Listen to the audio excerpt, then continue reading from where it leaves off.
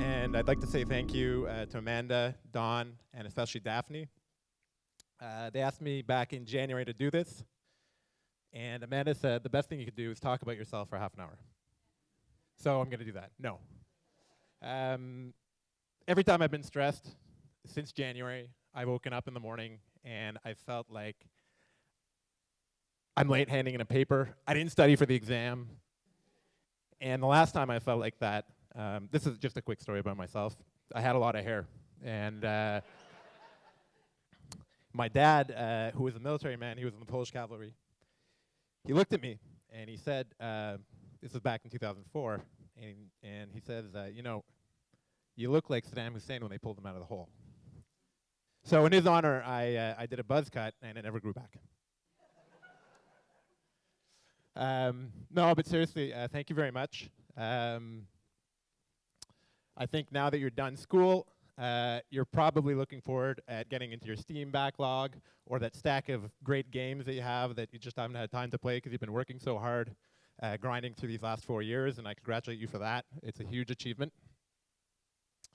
But I think there's a question that you probably all love to ask me because I'm a recruiter, and it's about all you think about when you see me is how do I get in? And the truth is that there isn't an answer to that question. You have to find that answer. There's an answer for each individual person, and you're going to have to find that answer. This is from a great TED Talk, Simon Sinek, but you have to ask yourself why. It's at the root of everything. And it's a question you're going to ask at every step of your career, not just when you're starting your career, in the middle of your career, and towards the end of your career. And sorry to talk about myself. Back in December, I was talking with the vice president of HR, and we were just discussing things, and I was questioning what I was doing, and he said, you know, your team, you guys are great at what you do, and it's great, it's cool, but I don't understand why you do it. And then we were at GDC, and GDC is awesome. I see a lot of you come to GDC every year. And Champlain very generously always invites us to the mixer. And Don always gives a great inspirational talk, and he talked about how proud he is, and rightly so, of Champlain's ability to prepare you for us and for your dreams. But he said this year, Champlain added purpose to that. They want you to figure out what you're doing, why you're doing it, and why is such an important question. So let me introduce you to Stefan. Stefan is a senior producer at Ubisoft. On his resume, he's shipped games like Naruto, Prince of Persia. And back in 2011, he'd been about 18 months into a new IP. And the recruiters in the room, you guys love a new IP. Oh, it's exciting. It's so sexy to sell that to somebody. But it's extremely risky. And Stefan had been almost 2 years into trying to develop a new IP. Millions of Canadian pesos spent. And he started, as you can see, he's a pensive guy. He started to ask himself, why? And there are 3 key elements that are super important here to this story. The first one is the team. Stefan had a team that he'd worked with for a number of years. He had a background as well in user research. Ubisoft started user research back in 2003. And his team had developed games like Naruto with him, combat-based games. They were focused on innovation. When you're developing a game, you want something new, and you don't start your game with the goal to become the 10th top seller in your category. You start with being the best in your category, and that's what you aim for.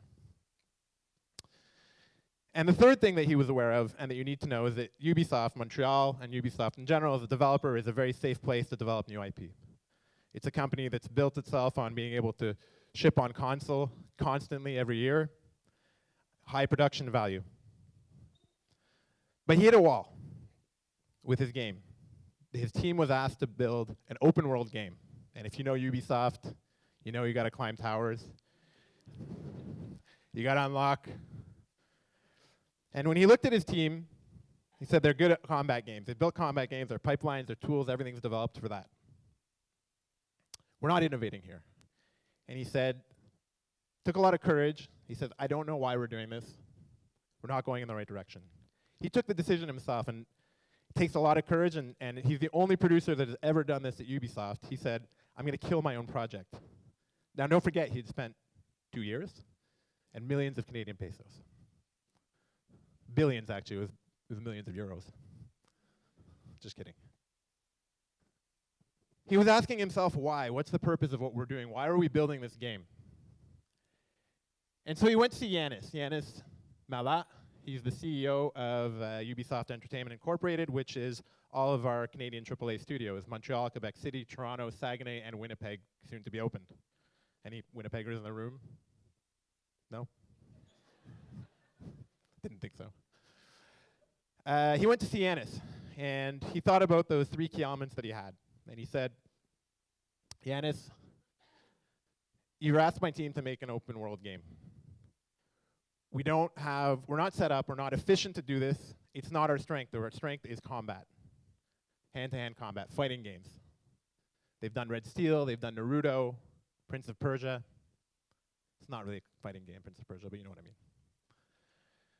He said we have to look towards the future. There's a key element that we have to ask. Are we bringing something that's going to take Ubisoft into the future? And Stéphane said we need to be thinking about online games as a platform, connectivity in our games, and we need to be experimenting that.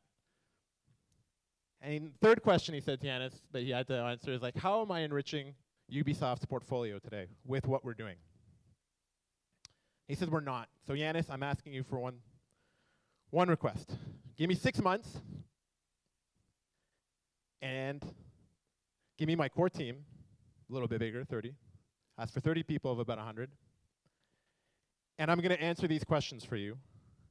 And I'm going to need to answer one more question, but I'm just asking you for 6 months. And Yanis said yes. Which is cool, right? Stéphane had one question for potential creative directors. He had interviewed internal and external candidates, and his only question was, if you had the opportunity to build your masterpiece, to make the one game that's inside of you that you've never had to make, what would that game be? What would it represent, and why? He met people, wasn't particularly interested. And the whole time that he was thinking that, remember the 3 key elements I told you about, the team, their strength, the future, and lastly, what Ubisoft can do, and how are we enriching that portfolio. And then he lands on Jason. Look at the guy. He's awesome, by the way. He's not with us anymore, sadly. But he asked Jason the question, what would that masterpiece be? So Jason showed up to the interview, or that wasn't an interview, Jason already worked for us, so he just came to meet Stéphane in the room, and he brought a wooden sword that he had built himself when he was 14 years old. He was 43 years old at this point, 7 years ago. He still has that sword. He got married with that sword. But his answer was 6 hours and 2 meetings. And Jason said, what we managed to do with the first-person shooter in video games is to put that onto a pad, to immerse the player and make them feel something. To put them in the heat of battle when you're playing Call of Duty. To feel like you're in a tactical space with tons of tension when you're playing Rainbow Six. But the combat genre, and he had done Red Steel in Paris 1 and 2, said the combat genre, the fighting genre, well, there's like Street Fighter and Mortal Kombat, and those are all based on Twitch, right? They happen up here. It's your reflexes. It's how good are you, communicating your brain to your hands.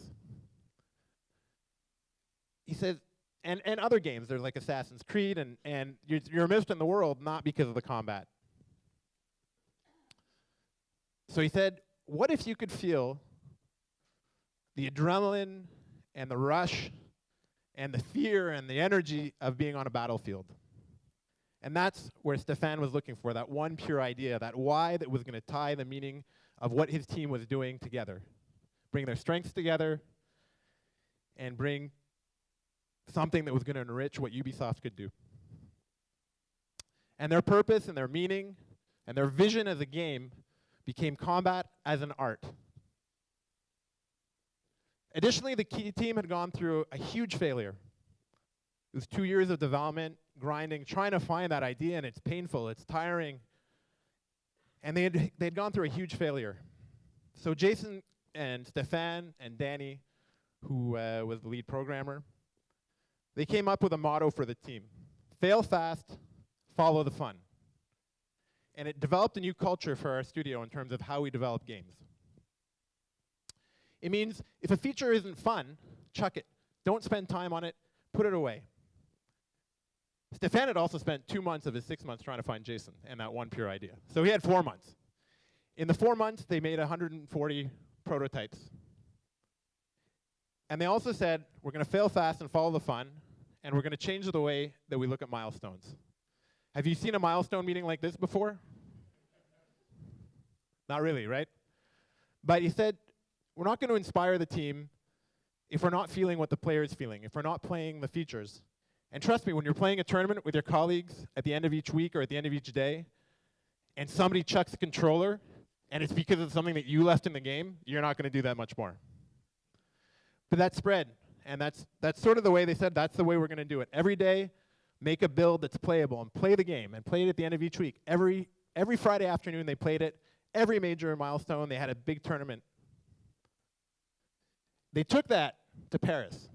Now, as some of you may know, Ubisoft is headquartered in Paris. In the middle, we have our CEO, Yves Guillemot, Christine Burgess, who's our executive director of worldwide production, and Serge Hasquet, who's our chief creative officer. This is the famous editorial board at Ubisoft. What normally happens, especially at the breakthrough phase, is a very small team presents an innovative idea. They show up with hours of presentation, a light prototype, target game footage, and they try and convince these 3 people to give them more money to go into the next phase of development. Stefan, remember, had just failed for 2 years, spent millions of dollars, and he shows up in Paris, gives them a 15-minute presentation with Danny and with Jason, no target game footage, and he's got 4 PCs in the room. And he said, play the game for an hour, and we're going to watch you, and we're not going to say anything. They did. They left, and in the outskirts of Paris, where Ubisoft's headquarters are, there's a little cafe, bar, where teams usually go wait for a couple of hours, nervously, while the editorial board decides whether or not they're going to greenlight their project. Stefan's walking to the elevator. His phone rings. He's not even in the elevator. And it's Yanis, because Yanis comes too. I forgot to mention that. Yanis says, come back into the room. So Stefan's like, man, I didn't even have time to have a beer, and you're calling me back in already? This isn't good. And he walks in the room, and they've all got their thumbs up. And Serge says to them, he says, I've never played a game that early in development that's playable. So that whole fail fast, follow the fun, led them somewhere. And it led to tournaments within the studio. Rainbow Six adopted a similar development philosophy, not for the same reasons, but it helped to really follow the fun and work on the features that work. And we even took that to E3. Stefan pitched that reveal to E3. So I'm going to reveal it, and I'm going to play a live game on stage on console. And the distribution and marketing team said, dude, you're crazy. So you got like two grenades for marketing, and that's your reveal, and that's your first playable build. Like, you're crazy. It's like, no, it's going to work. We're going to do it.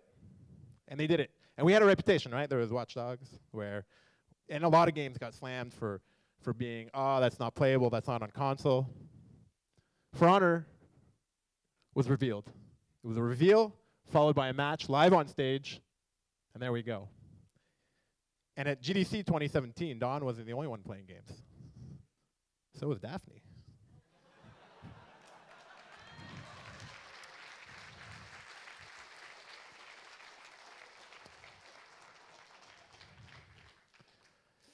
As some of you know, we may have a reputation for tending to hire programmers when we come here.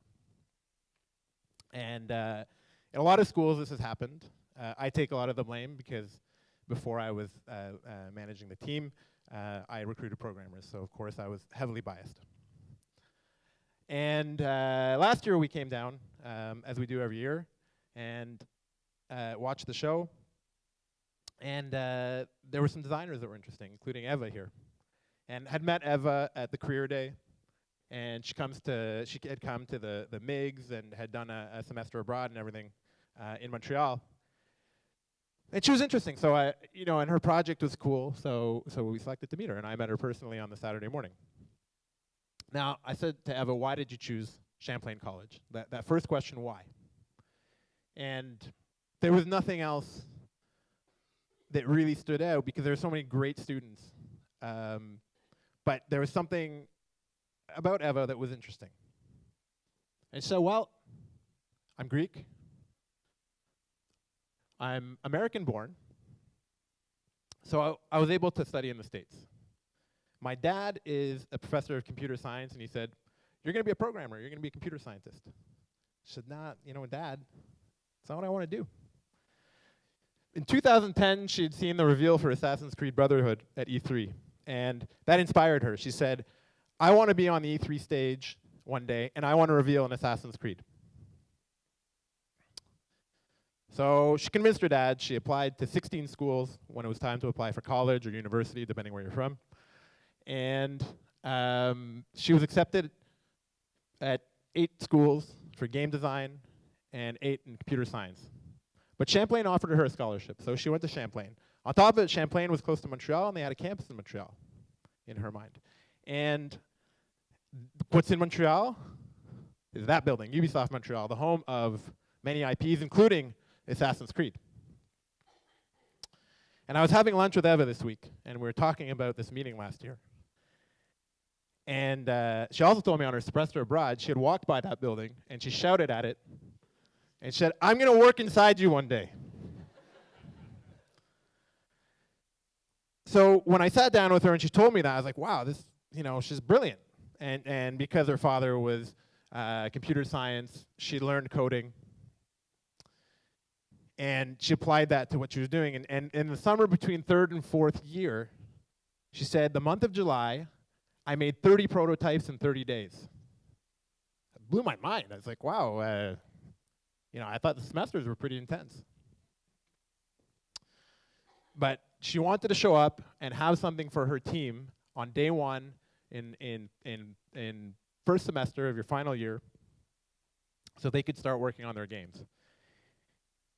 And it helped, and she had a project, but her project didn't make it through the cut at Christmas time. But it was interesting. And Eva had her first appraisal this week, her first annual appraisal. Now, we hired her. We went back to Montreal. She had no expectations.